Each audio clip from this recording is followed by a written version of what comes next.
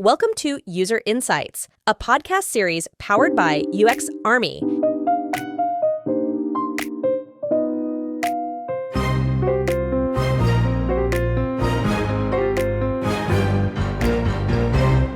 Welcome, Laura. Thanks a lot for accepting our invite.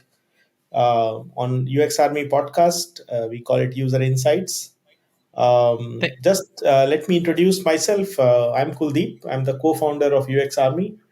And we are working on a user research platform which involves some AI, and also it is AI powered platform. It's a pleasure to have you on board and for this podcast. And I would like to give you a short introduction about yourself. Then I would also let you introduce yourself. But just for the audience, Laura actually comes from US in San Francisco. She's a product management and UX design expert. She has over 20 years of experience in tech, and she specializes in companies, in helping companies to innovate and innovate responsibly. And so nice that you are author of two books, also, like Build Better Products and UX for Lean Startups. Both are available on Amazon and other publications as well. And today we are going to talk about the power of combining quantitative and qualitative research. So, Laura, we would invite you to introduce yourself. Hi, I'm Laura. So nice. So thank you for having me. I think that's pretty much it. I've been doing tech generally for quite some time, since I don't know, whenever the '90s were. It was, feels like it was a few years ago, but it was more than a few. So and I've been a engineer, product manager, UX designer, research, kind of done all of it because I get bored easily, and it's been a long time. So thanks for having me. No problem. Very welcome, and it's really nice to see someone from both UX and product. That's an area. It's a very nice place to be in because you have views of both the worlds: the user side, the experience side, and also the engineering side. And Yeah. the book that you have written already says a lot about it. Yeah, I always like to annoy everybody by saying that product and UX, when you get to sort of the higher levels, should sort of become the same thing. Yeah. It's no longer that, product does this thing and UX does this other thing. It's very much no. We're all of us, all three of us, really, including engineering. We're all of us just building products that people want to use and can Yeah. use and enjoy using, hopefully, Yeah. or aren't totally annoyed by using. And so the when I talk about combining qualitative and quantitative research, that really comes out of all of those sides, but really the product and UX, product tends to like to think of itself as very data driven, and we're going to go by metrics, so we're going to make decisions based on numbers, and UX tends to be, at least where I'm from in UX, we tend to be very qualitative driven. We talk to the users, Sure. and we understand their problems and their needs, Yeah. and what they're doing and how they're doing it, and you know what? It turns out both of those are really important. Yeah. So I'm a huge fan of doing both of those things in a smart way that doesn't waste a lot of time, and we can stop having the fights about, no, we should do qualitative, no, we should do quantitative. Yes, we should do both. Yeah, I mean, totally agree. And I think UX and product both are inseparable. And I also of the same view. I'm also of the same view that they are totally inseparable, and they are they go hand in hand. I mean, if the moment you separate them, I think you are headed for a disjoint product, which says engineering at one side and says user experience design or design at another side. So which is again non-coherent. Yeah. So Yeah. so yeah. So We're not in a let's fight. yeah, exactly. So let's dive deeper into this. So starting with our first question that's on the cards is like, why combining the research, the qual and quant is how come it's so very important? You just described a bit, but will you go a little bit into why combining qualitative and quant research is so important in the field of UX design? Sure, Some sure. real life examples from your experience would really be helpful. Of course, yeah. They do fundamentally different things.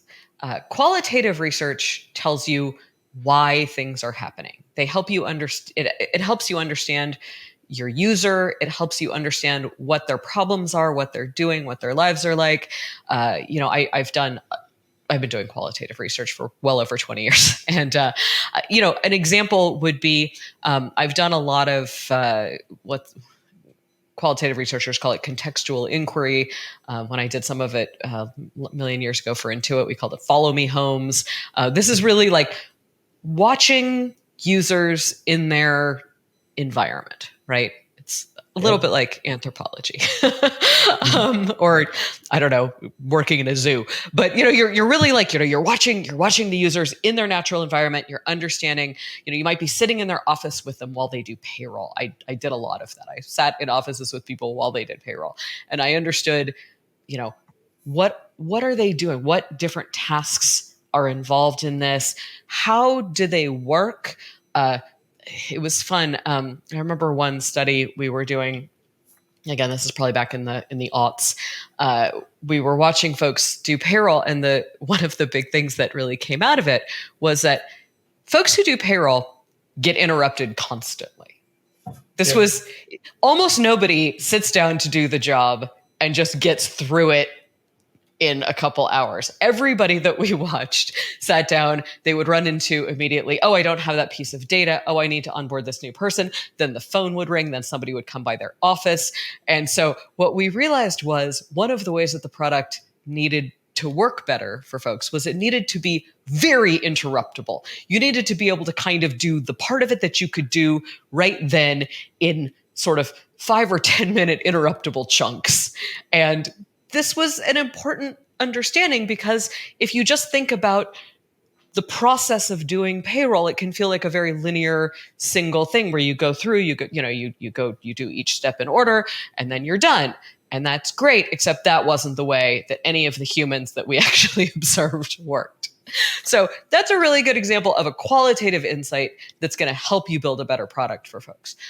Quantitative insights will be things like, once we actually ship a product. I remember I was doing an onboarding process for a totally different company. And, you can look at the funnel and see where folks are falling out of it, right? You can look at it and say, oh, wow, they're getting through like to step 2, and then everything is just breaking down. And so then we actually did some qualitative research on that to understand why are they all breaking down? Why is that happening? We found a very clear, obvious problem they had to choose a screen name at that point, and that was very difficult for reasons that I will not go into. But they had to do that. And so it was a very simple fix. We said, well, what? Okay, instead of redesigning the whole onboarding process, which is what, they originally had wanted to do, so that seems very expensive and will take a long time. Why don't we just give them a little bit of help on this one part where they're freaking out? Great. So we did that, we shipped it, and then we did an A/B test, which is of course quantitative, and looked at how it worked at scale. And surprise, surprise, everybody got through that step very easily. Of course, they all failed on the next step, and then we had to figure out why that was and move on.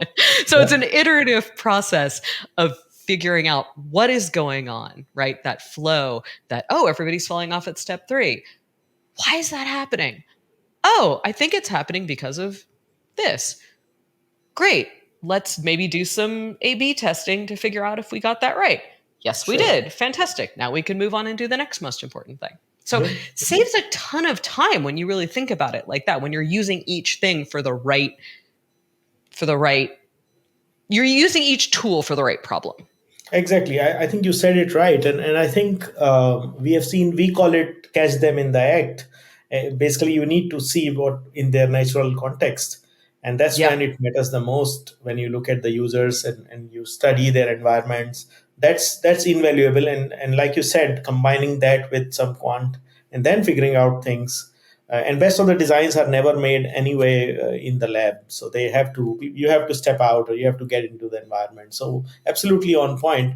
Just continuing on that, I'm just wondering, have you come across any frameworks or any framework recommendations that you have for these things? Because I'm not a big fan of frameworks, but there are UX researchers and other folks who are quite interested in frameworks. So do you have anything to share on that, just in I case you've used? I don't. I don't. Unfortunately, I'm putting together a class on it. Hopefully, that will uh, come out sometime this year. I don't know. Kind of depends on how much work I want to do on the side. But I'm putting together a class. The way that it's not a framework. It's just a way of thinking about it that I like. And the way that I like to think about it is still, if you want to understand what your users are doing, you use Quant, because that can help you understand exactly what is happening with your product. If you want to understand why they're doing it, you use Qual. You talk to people, you listen to people, you watch them using your product. So if what you're trying to understand is what, Quant. If what you're trying to understand is why, Qual. There are some exceptions to this, which are sometimes you don't have enough people for Quant. Sometimes it is extremely hard, for example, in a lot of enterprise situations, unfortunately, it can be extremely hard to do Qual.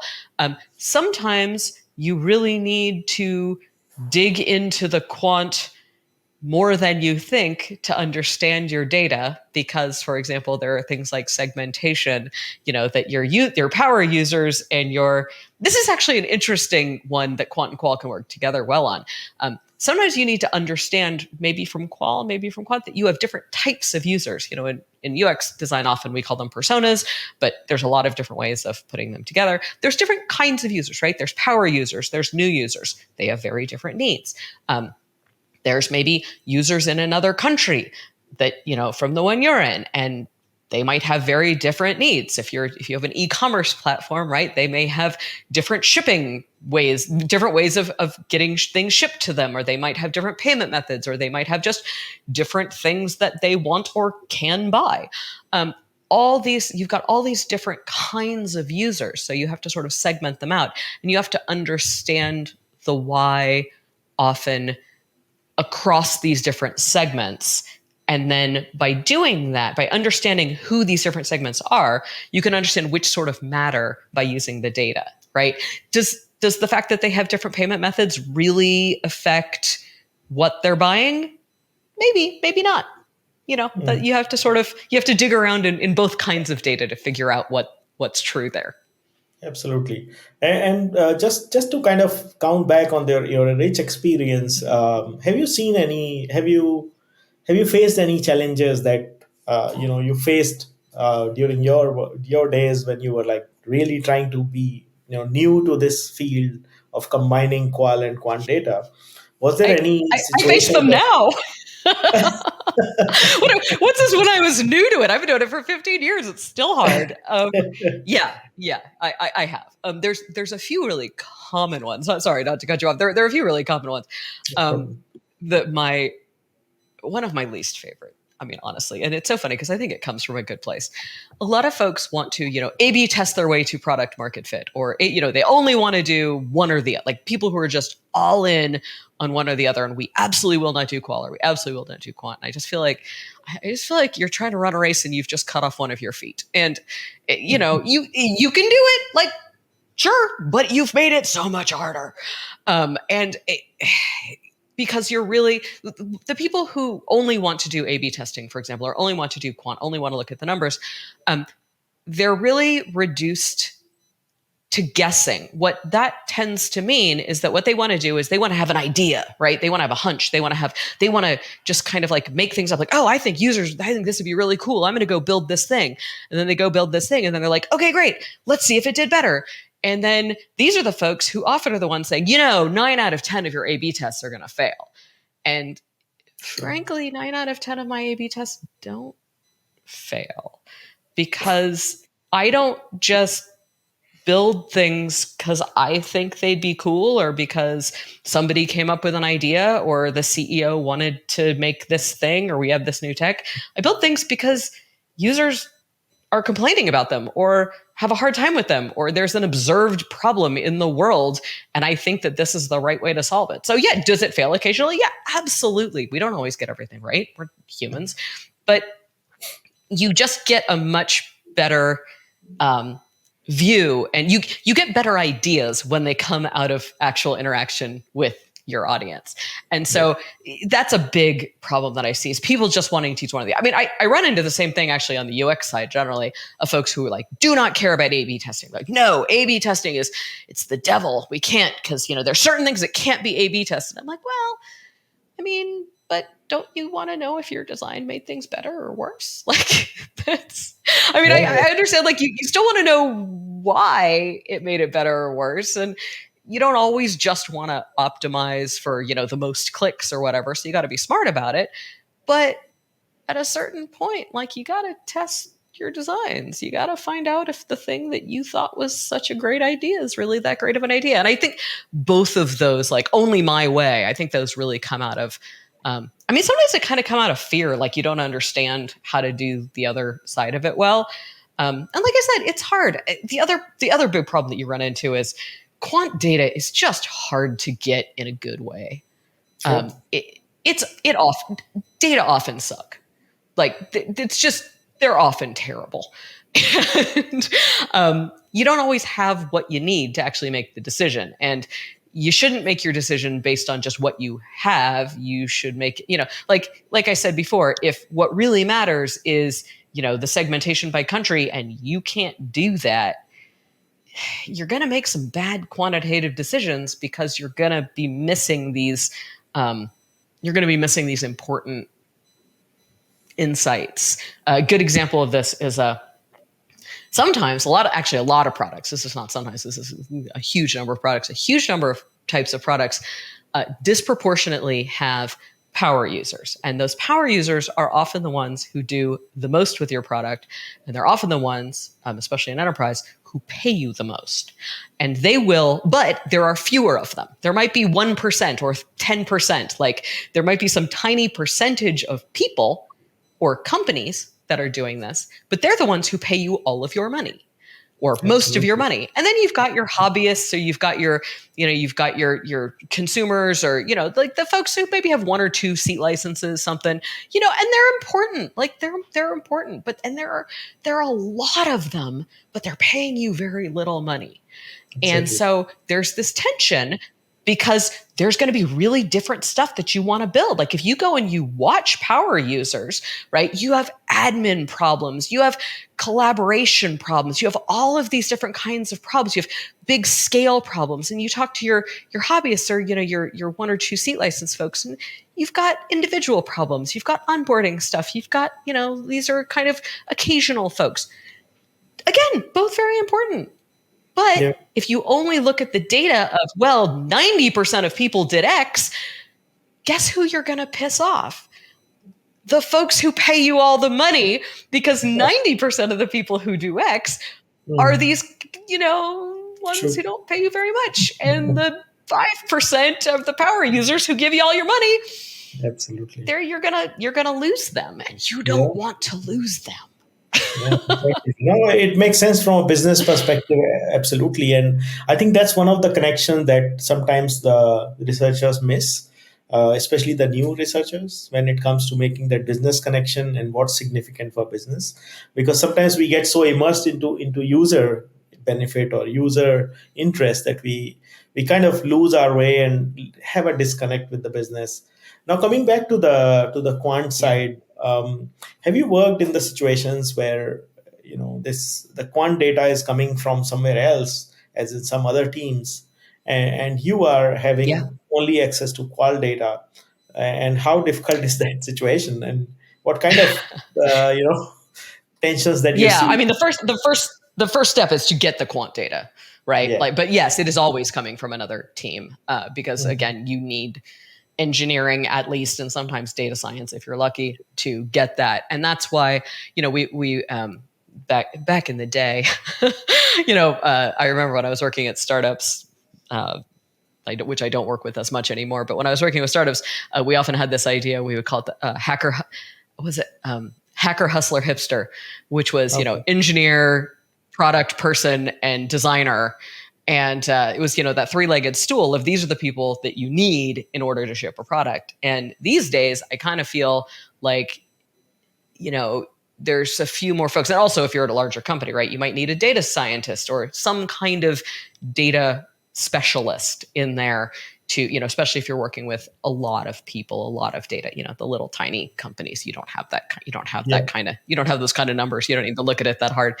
But when you get into bigger numbers, you got to have somebody who actually understands this stuff and lives it and can get you what you need. And so that's a really important connection to make. And that's a really important just relationship to have when you're trying to make these decisions. Because look, I took statistics, many, many years ago, and I don't want to do that for a living. And I would like to be able to ask somebody for the data that I need. Now, I need to know what to ask for. I need to understand, what kind of things would be important to me to make my decisions.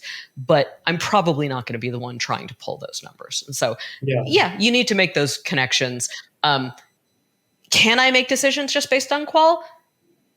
Yes, that's the way I worked for the first probably 10 years of my career, because that's what we had, because we were still shipping waterfall, because most of our software came in boxes, Sure. right? You didn't have like the kind of numbers that you would get were how many of these did you sell at at Best Buy, which is that's a different kind of number, and it's not quite as important to make decisions. So can you make those decisions based entirely on quality? Yes, absolutely.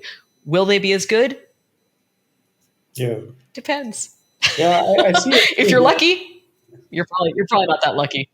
Yeah. Well, I absolutely see your point, and for me, this is a struggle that lots of researchers face, because not everybody is trained in statistics. However, there are tools today that you don't need to actually have a human interface to go and ask for, let's say, ask for data from a particular person, or ask them to clean it up, or not necessarily you have to go to a data scientist. For instance, if you have data from analytics, you can literally pull it out and do that job. The challenge that I see researchers facing today is, they a lot of people are not so inclined towards understanding or learning about the data, about how to crunch these numbers, or even how to retrieve those numbers. So what is your advice to researchers who are very qual heavy, and they don't want to look at the quant side because it's simply a side which hasn't helped them in the past? What's your advice to such researchers? Well, if it hasn't helped them in the past, I would ask why it hasn't helped them in the past. Hey, Okay. you're a researcher. Figure out why it hasn't been important at all. Why are all these people talking about how useful it is, and you're looking at it going, I don't really get it. Maybe, right? Maybe they're from an environment where they didn't have enough quantitative data to have it matter. Maybe they just don't necessarily understand the numbers. And I just want to challenge one thing you said, which is, like some people just don't want to do it. Well, some people just don't want to learn how to do good qualitative research. It's hard. Doing good qualitative research is a whole skill. People spend their whole lives doing it.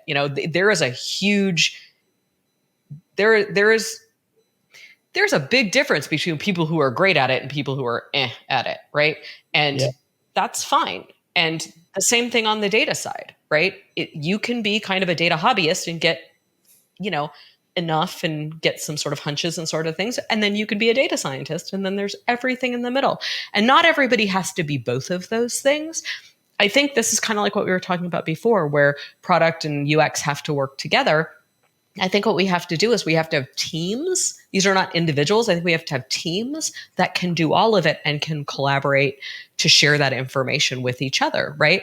We have to have ways that the people who are great at the qualitative stuff can be heard and can share the information that they know, and that the data folks can be heard and share the information they know, and that we can take both of those things and put them together and say, oh, based on the data, I might need to go do more qualitative, or, oh, based on what you're hearing from users, I might need to go and look at this other data. Like that's the ideal, whether that's one person or two people or four people or whatever, as long as they're all working together, I don't care. I mean, do I want a unicorn who can do all of it? Yes, absolutely. Am I a unicorn who can do all of it? No, not at all. Okay. All right. That's clear. Have you seen any It's trends hard. emerging? Yeah.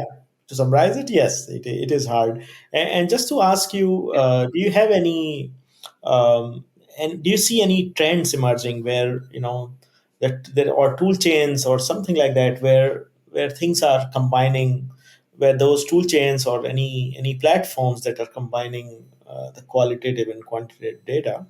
Do you see any of those coming across you? Yeah, I mean, I there are so many more tools now than there used to be. There are tools for, I know that UXArmy helps folks do qualitative research, and get actual feedback from users.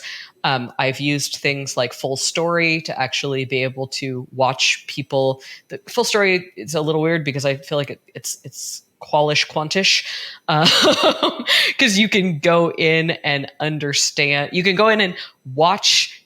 You can't hear what people are thinking, which is an issue, but you can see what people are doing on your product, Yeah. what individual people are doing on your product. So if you see a bunch of people are getting stuck in in section number 2 of the step number 2 of the onboarding flow, you can watch somebody do that in real time, which is, I don't know, a little creepy, but also incredibly useful. And that can help point to what kind of qualitative research do I need to do? Could I just do then some unmoderated testing, for example, and watch people do it and think through it? So it can help you sort of narrow down on the kind of qualitative research you want to do. So I'm seeing those kinds of things.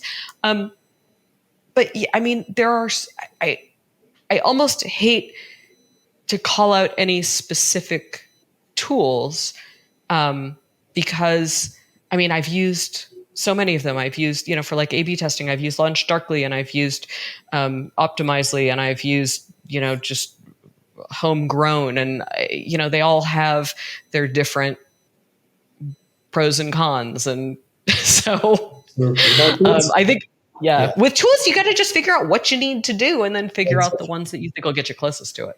Yeah, it's just like, I mean, you need for cutting a tree, you need an axe, and you can't use any other tool that effectively, You or chainsaw. The you chainsaw is can better. use chainsaw. I was gonna say, never underestimate the power of the chainsaw. And believe me, if I had to use one or the other, I would rather use a chainsaw because I ain't swinging an Absolutely. axe. So yeah. So as time goes by, the better and better tools are coming, and that's why the field is pretty dynamic. If you see on the tool side, Yeah. talking about this about the new researchers, because last year wasn't a great time for research. We have No. seen lots of lots of let's say, researchers losing their jobs and so on. But despite all that, that's a reality, and my belief is it's a cycle that will come and go.